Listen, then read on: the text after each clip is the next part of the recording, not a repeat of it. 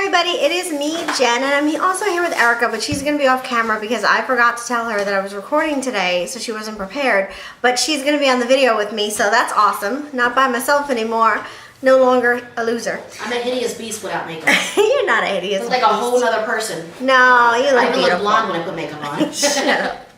Okay, so this week we decided to do something different for our weekly video, and what we're going to do is answer some questions, and I asked you guys on Facebook, Twitter, and YouTube if you guys had any questions that were, you know, about yourselves or about psychics in general, blah, blah, blah, and of course, as always, you guys responded because you're awesome.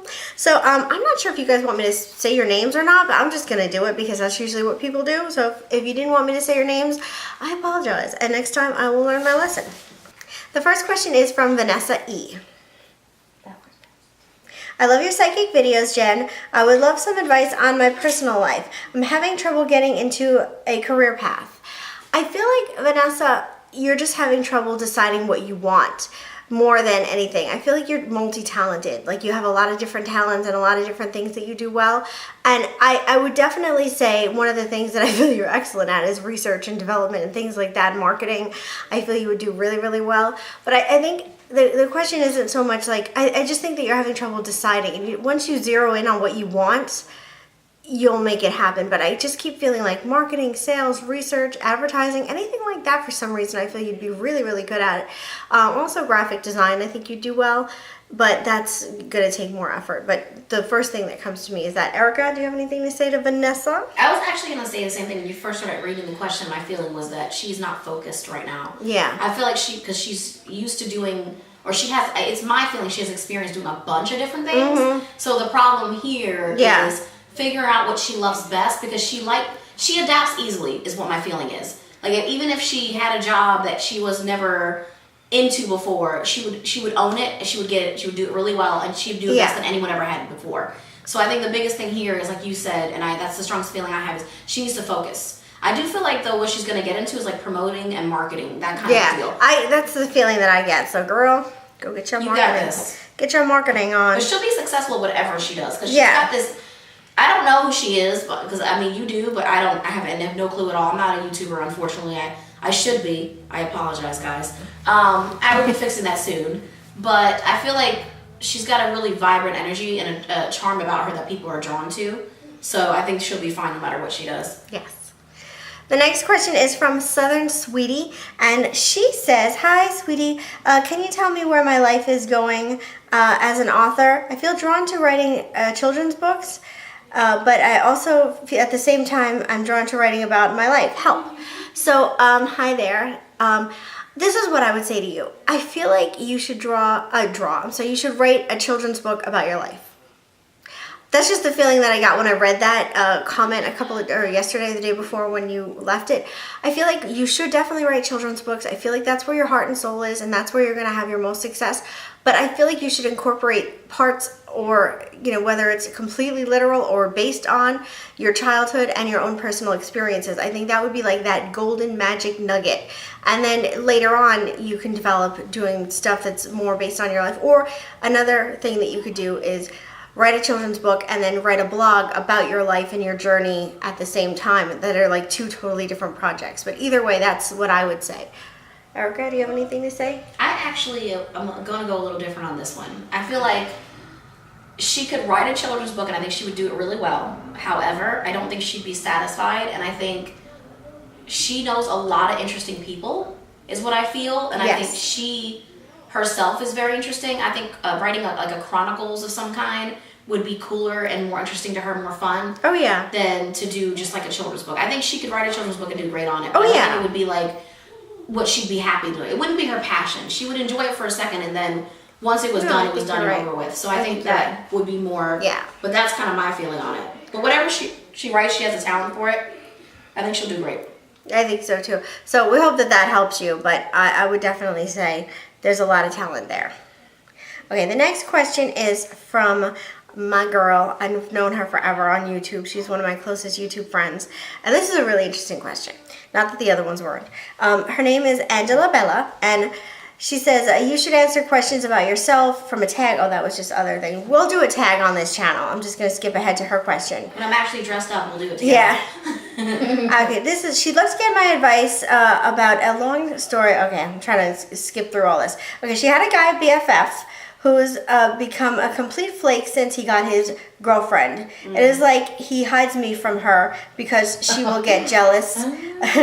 But he treats me like I'm the ex-girlfriend, and he rarely wants to hang out with me casually, and never texts me or contacts me just to talk. So, I have a strong feeling about this. You want to go first? I do. Go first. I kind of feel like this is what I feel like. Yes. And it may be common sense to some people, but I feel very strongly. I feel like he was into her. Yes, that's and what I feel like because he found someone else, she's still wanting to be friends like she was before because she never saw it as more than friends. She always thought it as like, he's my bruh, we're bros, we're having a good time. And then the minute he found someone else, it's almost like he's trying to rub it in her face, make her jealous. But she's not jealous. She's looking for that bro that she had, the guy friend she had. And he's having trouble, like, basically, because in his mind they were dating. Like, you know what I mean? Like, you ever meet a guy where you're friends with him and you're on the friend zone and the guy never gets that you're on the friend zone? I agree. That's the scenario I think that happened here. That's what I feel. And I think it's unfortunate. He was totally into you. He was into your show. He was subscribed and everything. Yes. And he was hoping, because she has a fiance. Oh. He was hoping. Maybe I shouldn't have said that. Anyway, he was hoping that. Sorry, I hope you're not mad at me. Anyway, I think he was like having feelings for her, but never said anything because she was with somebody else. Right. But like secretly, like, oh my God, hopefully this one day. And then when he met his girlfriend that he has now, he was like, oh well, I don't need you anymore because you were my emotional kind of like. Yes. What was it called? Emotional whatever, like hang up or like whatever. A blanket. Yeah, you were my emotional blanket, but now I have this real girlfriend, so now I'm not interested in you. Because I don't feel like this guy wants to be your friend. I feel he wanted to be your boyfriend, and now he found a girlfriend, so now you're not important to him anymore, unfortunately. Right. And I will tell you this, if he breaks up with this girl breaks up with him. Oh yeah. Then he'll be bothering you again. Sniffing at your door like a stray cat. Yeah, because his hope is always that you'll change your mind. Exactly. So I would say stay away from it because those kind of relationships turn toxic every time, and you're already feeling the toxicity of it anyways when you're asking this question. So I say stay away. I forgot to wear my jacket. My bra straps are totally showing. Oh my God. Can you give me my jacket? The next question is from. The next question is from Kitty Cat Smile 33, and her question is, I think it's cute. Hi, what are your tips for becoming more in tune with your intuition? My best tip is to honor your intuition, and the best way to honor your intuition is to listen to it. The more you listen to your feelings and the more you kind of let yourself be guided by them, the stronger your intuition will get. Now, it's very hard to tell the difference between intuition and fear or intuition and want. So the more, it's going to take practice, and eventually you'll get it. And the best thing to do is use it as much as possible. Play little games with yourself. When the phone rings, try to feel who it is.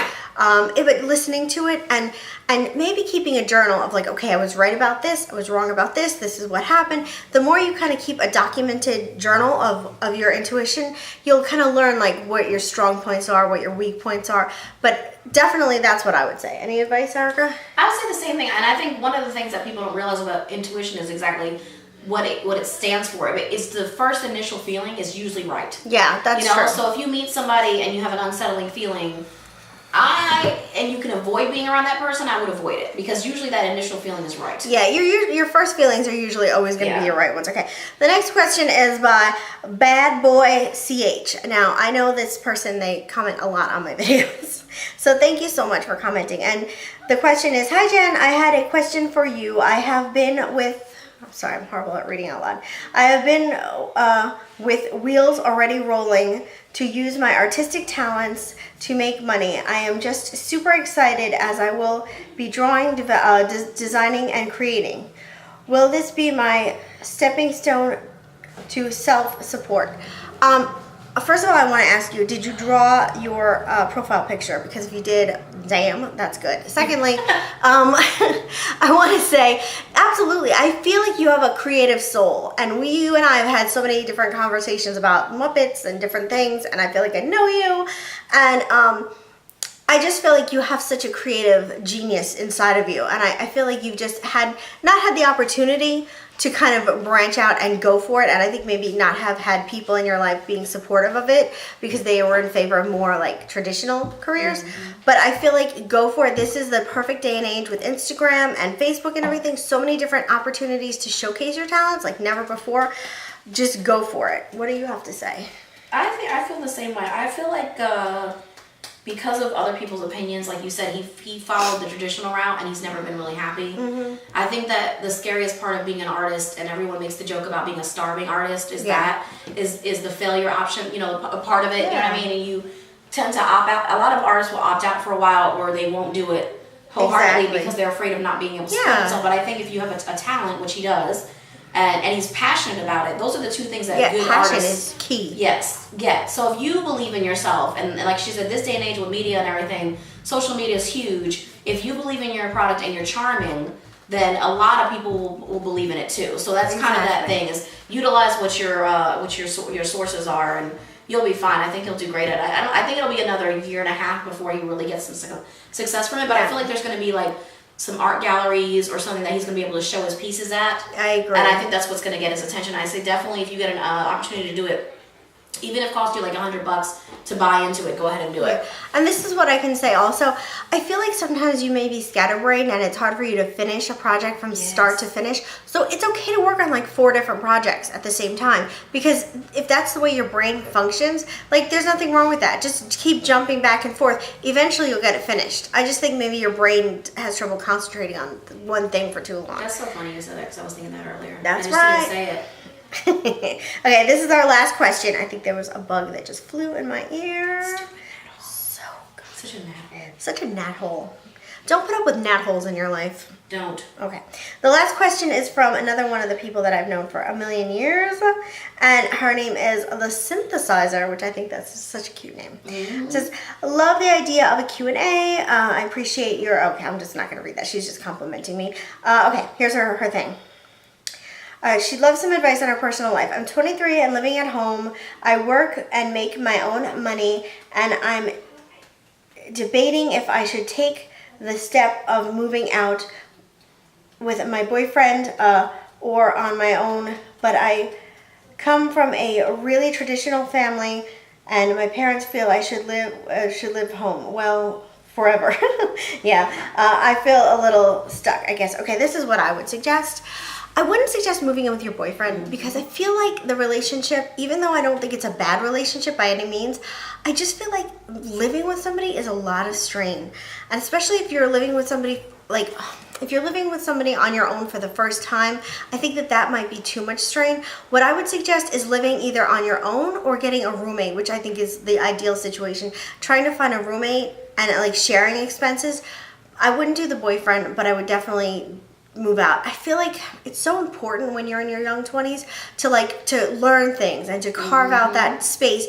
And you know, I understand a lot of parents don't want their kids to move out and they want them to be home until they get married, but I think it's so important, especially for a woman, to have that sense of independence and strength, to be able to feel like I can pay my own bills, I can do what I need to do, I can figure this out, I can call a repairman, I can whatever, because it'll help you later on in life. You'll always have that confidence. You won't ever feel like, oh, I need a man to take care of me, or I need my dad or my mom to take care of me. I moved out when I was 22. I'm glad I did. It was not easy, but I'm glad that I did. I'm sorry, Erica. Did you want to say anything? No, you're fine. I mean, I moved out at a very young age, actually younger than that, and I think it's important to empower yourself, like Jen said. I mean, one of the initial things I felt when you said it right away was not to do the boyfriend thing. And I think the reason why is because, like Jess said, I don't feel like you guys have a bad relationship, but I think that complicating things with a move-in is going to make the relationship possibly fail. So, and I think it's important, because of your scenario where you're coming from, that you, like she said, find some, independence by yourself, empower yourself, be able to do your own things, because there's nothing like being able to do that. Because also, when you enter into relationships with, this pre-notion of like, oh, we're going to be together, we're going to whatever, sometimes you end up being dependent upon somebody, like she was saying. Yeah. And then you don't know why you're really there. Like, why do you stay? Do you stay because you feel like you have to stay because you're now moved in, you have a lease with this person? Exactly. Or are you there because you're really happy? So you're you'll complicate things. So I think it's important for you to definitely do it on your own. Exactly. Stand on your own before you move in with somebody that you're in a relationship Right. with. Because I've spoken to so many women over the years that are in their 40s, 50s, and 60s that have never lived on their own and are terrified of the idea. Yes. And I don't want you to ever be that woman. Yes. You know, I want you to feel like I can handle it. I can pay my bills. I can figure it out. And I don't need anybody's help. And moving out is definitely scary. That's why I would recommend a roommate. But definitely go for it. Like, take a chance. Be brave. It's so empowering. Well, start small. I think one of the biggest things that people imagine when they move out, that it is a huge decision, but it doesn't have to be that scary. You can choose a loft or a studio, which is you don't have to get anything a big lower or really end fancy price range, and it gives you a chance to be able to still have a social life, still go to the movies, go to dinner if you want to.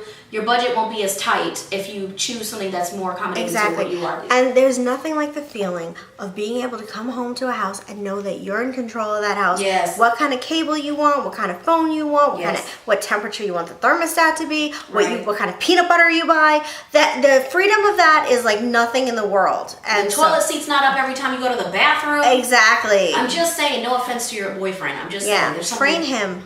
Well, yes, exactly, but it is important, definitely. And I'm coming. This advice is coming from a woman who was in a marriage that wasn't good for me, and prior to that, I was living with my parents, and I had children young, so I made a lot of decisions that probably would say you shouldn't do this, you shouldn't do this, and then seeing it now, and I tell my sisters the same thing: don't get in relationships where you're unhappy and you're stuck in a rental or whatever with this person, and now you're dependent upon them to pay the bills, whatever. Just find your own independence. Empower yourself that way, and then every decision you'll make will make sense to you. Because I think when you're always looking for someone else to answer your question, especially when you're in a relationship or living with your parents, it's hard to let go of how to make decisions on your own. So it's important to make your own decisions by yourself for sure. Exactly. Thank you guys so much for tuning in to this. We hope that our answers have helped you.